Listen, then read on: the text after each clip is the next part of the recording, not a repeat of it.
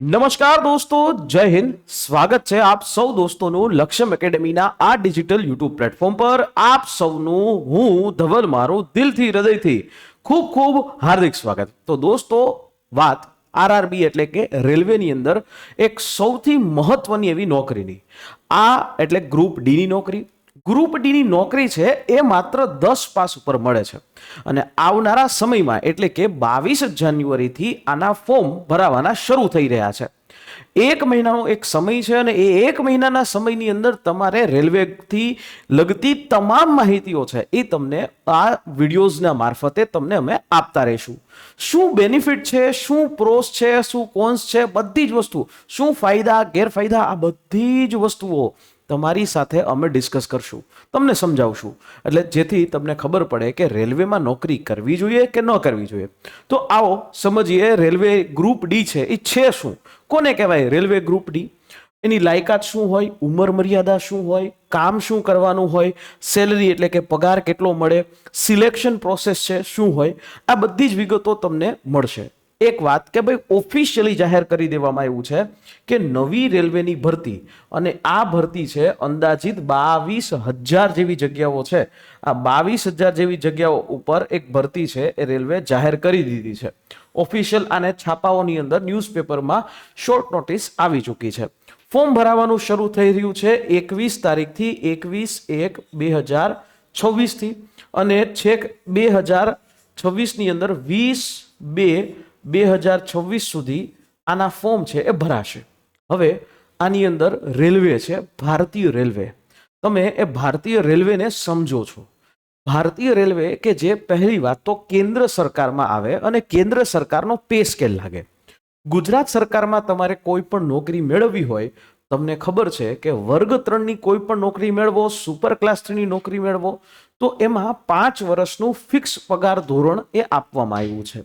આ 5 વર્ષનું જે ફિક્સ પગાર ધોરણ આપવામાં આવ્યું છે, જેમાં રેલવેમાં જો નોકરી કરો તો કોઈ ફિક્સ પગાર નહીં. પહેલો જ મહિનો છે, ફર્સ્ટ મહિનાથી તમારો ફૂલ પગાર છે એ ચાલુ થાય, અને તમારો પગાર ધીમે ધીમે 1 વર્ષ થાય તો વધી પણ જાય. એટલે અહીંયા તમારે આમાં રેલવેની અંદર સૌથી મોટું કોઈ ફિક્સેશન નથી. બીજું, રેલવેમાં જેટલી ભથ્થાઓ મળે છે એ ભથ્થાઓ બીજા ક્યાંય મળતા નથી. ત્રીજી વાત, આખા 60 વર્ષ સુધી તમારી જોબ સિક્યોરિટી, અને જો તમે ધારો કે આમાં હજી આપણે આગળ વધવું છે તો કરિયરનો ઓપોર્ચ્યુનિટી, એટલે એમાંથી પણ લેખિત પરીક્ષાઓ, ખાતાકીય પરીક્ષાઓ આપીને તમે આગળ વધી શકો છો. તો રેલવેની અંદર 3 પ્રકારની જોબ આવે છે, જેની અંદર આપણે વાત કરીએ સરસ મજાની કે એક હોય 10 પાસ જગ્યાઓ. 10 પાસ છે ને એ ગ્રુપ ડી માટે હોય, એને લેવલ 1ની પોસ્ટ કહેવાય. પછી આવે છે એવી જ રીતે અહીંયા 12 પાસ ઉપર. આ 12 પાસ હોય ને એ એનટીપીસી ઉપર આવે, બરાબર, એનટીપીસી જેના હાલમાં જ ફોર્મ પૂરા થયા. અને એક આવે ગ્રેજ્યુએશન ઉપર. આ ગ્રેજ્યુએશન છે એના ઉપર એક ભરતી આવે, એ પણ એનટીપીસી ની અંડરમાં જ આ ભરતી આવશે. આ વસ્તુ પણ એનટીપીસીમાં જ આવે.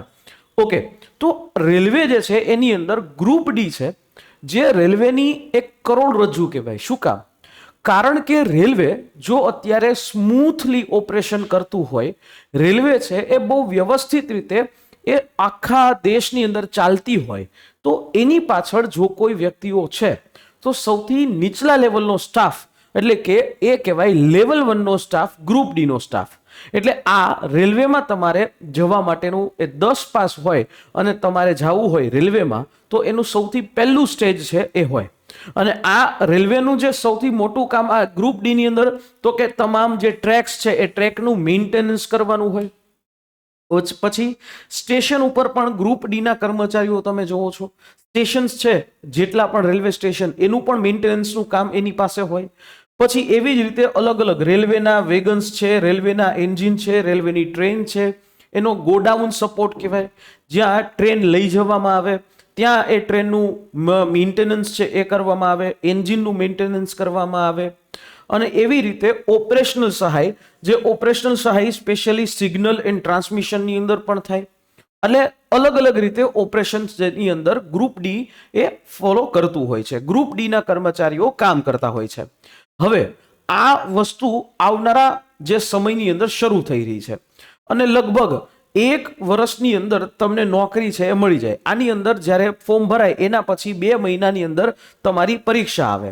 પરીક્ષા પછી છે તમારે એક ફિઝિકલ ટેસ્ટ થાય અને જો તમે એમાં ક્વોલિફાય થઈ જાઓ તો તમને સિમ્પલ આ રેલવેની નોકરી મળી જાય. તો આની અંદર સૌથી બેઝિક કે ભાઈ આમાં શૈક્ષણિક લાયકાત શું જોઈએ, તો સિમ્પલ છે કે ભાઈ તમે 10 પાસ હોય તો 10 પાસ ઉપર તમને આ જોબ છે એ મળી શકે. શેના ઉપર? 10th પાસ ઉપર, 10 પાસ છે એના ઉપર તમને આ નોકરી છે એ મળી જશે. ઓકે, હવે આના અંદર જે છે એ તમારે કોઈ પણ યુનિવર્સિટીમાંથી કે કોઈ પણ બોર્ડમાંથી કર્યું હોય, 10 પાસ સિમ્પલ એ તમને જોઈએ. અને એમાં કેટલીક એવી જગ્યાઓ છે કે જેમાં આઈટીઆઈ કરેલા લોકો છે એને થોડા પ્રિફર કરવામાં આવે છે. બીજી વાત કે ઉંમર મર્યાદા છે એ 18 વર્ષથી લઈ અને અહીંયા આ લોકો 33 વર્ષ સુધી જે છે એ જતા હોય છે. જેમ કે અહીંયા પણ તમને જોવા મળશે, શોર્ટ નોટિસમાં કીધું છે કે 18 વર્ષથી 33 વર્ષ. તો 33 વર્ષની અંદર એ છૂટછાટ મળે. ઓબીસી હોય તો 3 વર્ષ મળે, એસસી અને એસટી હોય તો 5 વર્ષ મળે. તો આવી રીતે છૂટછાટો મળે. હવે આમાં કઈ રીતે, તો એ જ રીતે જુઓ, એટલે ઓબીસી હોય એટલે અહીંયા આપણે 33 વર્ષ છે, ઓબીસી જે છે એને 3 વર્ષની છૂટછાટો હોય. ઓકે, પછી એસસી અને એસટી ને 5 વર્ષની છૂટછાટો એ રાખવામાં આવી છે. ઓકે, તો આવી રીતે છૂટછાટો છે. હવે માની લ્યો કે તમે ઈચ્છો છો ગ્રુપ ડી ની અંદર જવા માટે, તો તમારું કામ છે એ કઈ કઈ જગ્યાએ થઈ શકે, તમને કયા કયા જગ્યાએ પોસ્ટિંગ મળી શકે. જો ભાઈ આની અંદર અલગ અલગ કેટેગરીઝ હોય. એક હોય ટ્રેક મેન્ટેનર તરીકે, જેનું કામ સમયે સમયે ટ્રેકને મેન્ટેન કરવાનું હોય. ટ્રેક જે છે એને મેન્ટેનન્સની અંદર કામ કરવાનું હોય. કારણ કે આના વગર ઇન્ડિયન રેલવે છે એ કામ કરી જ ન શકે. ક્યાંક કોઈક પાટો તૂટ્યો હોય તો એ ખબર ક્યાંથી પડે? આ લોકોને ખબર પડે. બરાબર. પછી હેલ્પર અને આસિસ્ટન્ટ તરીકે અલગ અલગ ડિપાર્ટમેન્ટની અંદર એક આસિસ્ટન્ટ તરીકેની ભૂમિકા તમારી હશે. જેમ કે સિગ્નલ એન્ડ ટ્રાન્સમિશન વિભાગ હોય, પછી એવી જ રીતે મેન્ટેનન્સ વિભાગ હોય, એવી રીતે એન્જિનિયરિંગ ડિપાર્ટમેન્ટ હોય, વર્કર્સ ડિપાર્ટમેન્ટ હોય, અને પુલ બનાવવા માટે પણ આવી રીતે એન્જિનિયરિંગ જે કામકાજ હોય તો એમાં હેલ્પિંગ જે છે કરવાનું કામ તમારું હોય, હેલ્પર અને આસિસ્ટન્ટ તરીકે. પછી એવી જ રીતે સ્ટેશનો ઉપર પોર્ટર તરીકે, એટલે કે આમાં વન ટાઈપ ઓફ કુલી, પણ કેનો કુલી? ગ્રુપ ડી ની અંદર તમને વન ટાઈપ ઓફ જે સર્વિસીસ છે કર્મચારીઓ માટે, જેમ કે જે પણ ટ્રેનના આ લોકો પાયલટ હોય એની જે પેટી છે એ ત્યાં સુધી, એની ટ્રેન સુધી પહોંચાડવાની હોય, ત્યાંથી લઈ અને એની જગ્યાએ સુધી રાખવાની હોય. ટીસી છે તો એની પેટી અંદર હોય. તો આ બધું કામ છે એ આનું હોય. પછી આવે છે ક્લીનર, સફાઈવાલા તરીકે, અને આ અલગ અલગ કેટેગરીઝ છે. અને એક હોય છે ગેટમેન અને પોઈન્ટ્સમેન. જેની અંદર પોઈન્ટમેન હોય ને એનું બહુ મસ્ત કામ હોય. તમે ઘણી વખત જોયું હશે કે ટ્રેન છે એને સિગ્નલિંગ જે છે એ આપવામાં આવે. જે ટ્રેન છે ને જે સિગ્નલિંગ આપવામાં આવે છે એ સિગ્નલિંગની અંદર પણ આની ભૂમિકા છે. એક ગોળ જે છે એ આખું રિંગ જેવું જોયું છે, એ સિગ્નલ આપે. એટલે એ જે સિગ્નલ છે આમ કરીને ઊભો હોય અને જે ટ્રેનનો લોકો પાયલટ હોય એ સિગ્નલ લઈ લે અને બીજું સિગ્નલ એમ આપી દે. એટલે આ પ્રકારનું કામ જે છે એ પણ આનું હોય. ગ્રુપ ડી ની અંદર આનું કામ હોય. પછી પ્રશ્ન ઊભો થાય, સાહેબ કેટલા કલાકની ડ્યુટી હોય? શિફ્ટ વાઇઝ ડ્યુટી હોય. તમને દિવસે પણ નોકરી આની અંદર જવાનું થઈ શકે અને આ રાત્રે પણ જઈ શકે. તો તમારે શિફ્ટ વાઇઝ જે છે નોકરી કરવાનું હોય. 8 કલાકની તમારી નોકરી હોય, 8 કલાકની. બરાબર. આની અંદર કેટલાક જગ્યાઓ, કેટલીક વસ્તુઓ એવી છે કે જેના માટે ફિટનેસ જે છે જોવાનું મળે. ફિટનેસ પણ આપણે જોવું પડે. કેટલીક એવી ભૂમિકાઓ છે જેમ કે ટ્રેક મેન્ટેનર તરીકે, તો એમાં ફિટનેસ જે છે તમારે જોઈએ. હવે બીજી વાત કે પગાર કેટલો મળે? તો પગાર છે એ અહીંયા બેઝિક તમારો 18,000 જેવો થાય. 18,000 આ તમારો બેઝિક પગાર છે. આ પગાર છે એ તમારો 7મા પગાર પંચ મુજબ છે. આ 7મા પગાર પંચ મુજબ તમારો પગાર પહેલો મહિનો શરૂ થાય. ડી એટલે કે ડિયરનેસ અલાઉન્સ, એચઆરએ એડ થાય, ટ્રાવેલિંગ અલાઉન્સ એડ થાય, બીજા અલગ અલગ ભથ્થાઓ એડ થાય, એટલે તમારો પગાર શરૂ થઈ જાય. એટલે 22,000 થી 25,000, એટલે આમ 25,000 ગણી લ્યો, ત્યાંથી તમારો પગાર શરૂ થાય અને 35,000 રૂપિયા સુધી તમારો પગાર છે એ વર્ષ, 1.5 વર્ષની અંદર થઈ જાય. એટલે આવી રીતે તમને જોબ સિક્યોરિટી તમને મળી જાય. બરાબર. પછી બીજી વાત કે પીએફ નો લાભ છે એ મળી જાય. અને રેલવેની હોસ્પિટલોની અંદર તમને મેડિકલ ફેસિલિટીઝ ફ્રી મળે છે. બરાબર. તમને પણ મળે અને તમારા આખા પરિવાર આ બધાને મળે. અને એવી રીતે તમારા આખા પરિવારને દેશભરની અંદર ક્યાંય પણ જવું હોય, ટ્રેનના મારફતે, તો તમને રેલવે પાસ મળે. એ પણ 1 રૂપિયો તમારે ન દેવાનો હોય, રેલવેનો પાસ આવે તમને. રેલવેના તમામ કર્મચારીઓ માટે રેલવે ખૂબ સારી વ્યવસ્થા કરે છે. રેલવેની અંદર LTC આપે છે, રેલવે પાસ છે એ આપે છે. તો આવું કામકાજ છે તમારે કરવાનું હોય. ત્યાર પછી પ્રમોશન અને ટ્રાન્સફર જે છે એ પણ આની અંદર વિકલ્પ હોય. ગ્રુપ ડી માંથી તમારે NTPC માં આવવું છે તો પણ તમે આવી શકો, પરીક્ષા દઈને આવી શકો. તો હવે આ ગ્રુપ ડી ની અંદર પરીક્ષા સિલેક્શન છે એ કઈ રીતે થાય?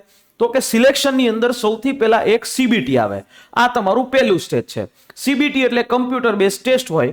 જે કમ્પ્યુટર બેઝ ટેસ્ટ છે એ 100 માર્કની આવે, બરાબર. આની અંદર 4 વિષયો આવે અને હમણાં આગળ વાત કરું. એના પછી આવે એક ફિઝિકલ ઇફિશિયન્સી ટેસ્ટ, એટલે એમાં તમારે દોડવાનું હોય, પણ નોર્મલ દોડવાનું ન હોય, ચાલવાનું હોય અને એ ભાર લઈને ચાલવાનું હોય. આવી એક સિમ્પલ ટેસ્ટ હોય. પછી તમારું થાય, આમાં ક્વોલિફાય થાવ એટલે ડોક્યુમેન્ટ વેરિફિકેશન, અને એના પછી થાય મેડિકલ એક્ઝામિનેશન. આમાં કોઈ ઇન્ટરવ્યુ જ ન આવે, બરાબર. સિમ્પલ વાત કરીએ તો આની અંદર કોઈ પણ પ્રકારનું ઇન્ટરવ્યુ આવતું નથી. જે 100 માર્કની CBT થાય તો એમાં રીઝનિંગ, એટલે અહીંયા જે પૂછાય ને એ 10th થી 12th લેવલનું પૂછાય, બરાબર. તો એમાં રીઝનિંગ આવે, મેથેમેટિક્સ આવી જાય, જનરલ અવેરનેસ અને કરંટ અફેર્સ આવી જાય, અને જનરલ સાયન્સ આવી જાય. આ 4 વિષયો હોય. આ 4 વિષયોમાંથી 100 માર્ક છે એ તમને પૂછાય. એના પછી જે ફિઝિકલ ઇફિશિયન્સી ટેસ્ટની આપણે વાત કરીએ તો ફિઝિકલ ઇફિશિયન્સી ટેસ્ટની અંદર એક સિમ્પલ દોડ હોય અને એમાં સાથે સાથે વેઇટ લિફ્ટિંગ હોય, વજન ઉપાડીને તમારે ચાલવાનું હોય, બરાબર. આ રીતે હોય. અને એની અંદર એના પછી છે ડોક્યુમેન્ટ વેરિફિકેશન થાય. જે લોકો PET-માં પાસ થાય એ લોકોને ડોક્યુમેન્ટ વેરિફિકેશનમાં બોલાવે. ડોક્યુમેન્ટ વેરિફિકેશન બાદ મેડિકલ એક્ઝામિનેશન છે એની અંદર બોલાવે. તો આ રીતે તમારી આખી એક સિલેક્શન પ્રોસેસ છે એ થાય. હવે પ્રશ્ન થશે કે સર રેલવેમાં ગ્રુપ ડી માં શું કામ પસંદ કરીએ? એવું તો શું છે ગ્રુપ ડી ની અંદર?